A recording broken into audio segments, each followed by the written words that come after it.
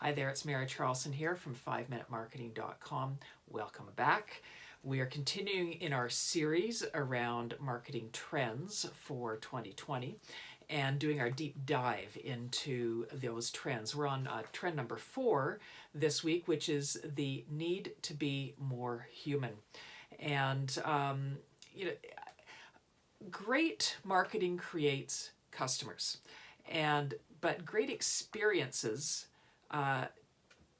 makes those customers into fans, and ultimately then fans do your marketing for you. And so really in an age where 2/3 of our marketing is being done by people who don't work for us, essentially customers and people who are out there interacting with our brand, we need to ensure that there's good customer experiences, and that 2/3 of marketing impact happening beyond our control is things that are coming through social media, through rating sites, through word of mouth, both online and off. And essentially it comes down to having great experiences and being more human. So let's do a little bit of a deep dive into some tips around that and see what we can do in your business.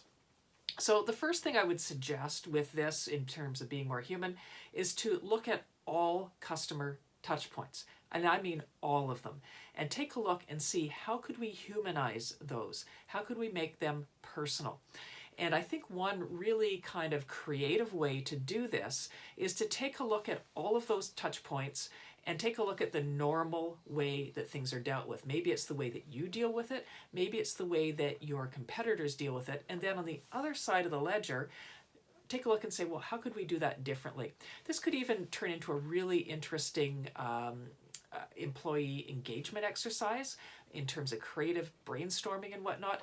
And so I'll give you a couple examples. So maybe it's something where you have an announcement, right? Like a airplane has an announcement, or there's a security escape plan announcement at the beginning of a sports game, whatever it might be.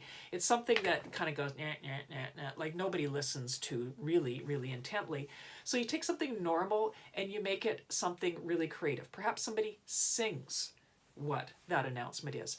They basically do something unexpected, so people stop and they go, wow, what is that, right? And they start listening, perhaps even recording, right? You create moments which people are not expecting that they then talk about. And if they take out their phone and either visually record it through a picture or a video, or record the audio, you know you've got something that they're likely to talk about and share. Another could be, let's go back to that sporting event, a halftime show, right? You're expecting a bunch of cheerleaders and little kids from the local community, whatever, coming out and marching around, and stuffed animals and all sorts of things. That's what you're expecting, and everyone goes, oh, I'll just go and I'll grab popcorn and a beer and whatever.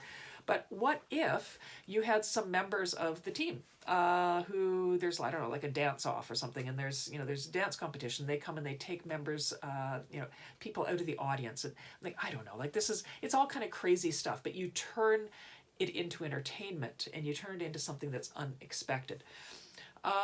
Let's say there's you're a university and you have an acceptance letter that normally goes out, and that's it, or an email. Turn it into a video email, right? Like something where like somebody opens it up and bang, they start talking to them. Maybe it's the president who's welcoming them to the university. Maybe it's an alumni that says, you just made the most awesome decision ever. Here's where I was 4 years ago. Here's what I'm doing today. I can't wait to welcome you personally. Let's get in touch. Give me your email, your phone number. I'd love to be your personal kind of concierge as you go through the process of ramping up and joining us at the university. As an example, maybe it's a phone call from somebody, from the president's office. It might seem absolutely impractical, but think of the impact that doing the unexpected would have. I remember a couple of years ago, a friend, her son was welcomed into, I think it was Western University, and he got this Actually, no, maybe it wasn't Western. That's where he ended up going ultimately. But it was a different university. It was an envelope, and it was like exploding, confetti, right? And I said, well, they should have given him two exploding confetti envelopes. So it's the first one that you open up, and you go, oh, that was cool. And then within that, there's a note that says, hey, we gave you a second one because we know you're going to want to show your friends, right? And then you know what they're going to do with that. They're going to video it, they're going to record it, they're going to do something else and share it out and talk about it. Just examples like that. So what's normal in terms of a customer touch point, and what could we do different? Okay, I think that's could go a long way. Another way, second point in terms of being more human, is show the people behind your brand, behind your business.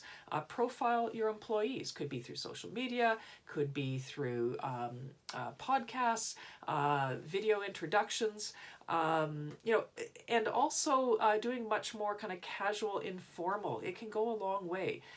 In terms of things around Instagram stories, Facebook stories, being casual and informal is good in those platforms because it goes away after 24 hours, and so the lighting can be a little sketchy, whatever. Like less polished comes across as being more authentic. Have a staff member do a takeover of a channel. Just give them some parameters, but just let them kind of do their thing, and they show the human side behind your company. And talk to all the various other employees there during that day. Keep it fun and informal, not polished and pitched. I think that's kind of the major thing here. And rather than don't sell, but just tell your story through the story of your people. A third one is online community, and I think things like Facebook groups, LinkedIn groups can go a long way there. But also looking at ways you can create community outside of some of those platforms, because they're trying to control a lot of the data, and that's it. We know where it's gonna end up. They're gonna start charging us. Or they're gonna close down who sees your stuff. They're already doing some of that. I heard just recently, it was through Pat Flynn's podcast. He was interviewing a gal from Mighty Networks. And it sounded like a really interesting thing. I haven't kind of checked it out in detail, but I went on the site, and it was a way to kind of create an online platform outside of social media platforms in a relatively inexpensive way, and where you have control of all your data and there's no advertising, and it was actually kind of cool. So online community as well as offline community, and that leads right into live events. And so bringing your communities together, your fan base, so that they can interact with each other, because often the value that you offer, it's not so much about just you interacting, it's about them being able to interact with other members of the community. Record companies figured this out when they couldn't distribute music anymore and make money on it anyway, creating live music events. And so we've seen a lot of entrepreneurs like Pat Flynn, Amy Porterfield, Mark Schaefer, create live events, workshops, retreats, that kind of thing, where their tribe kind of comes together. And so that whole live event is another big part of kind of creating community. So hopefully those are some ideas, some tactics around becoming more human, doing the unexpected. I've written various posts around this at depth. I'll include that in the notes below this video as well. And we'll be back next week for our fifth and final trend, and looking at platforms of opportunity in 2020. Thanks for being here.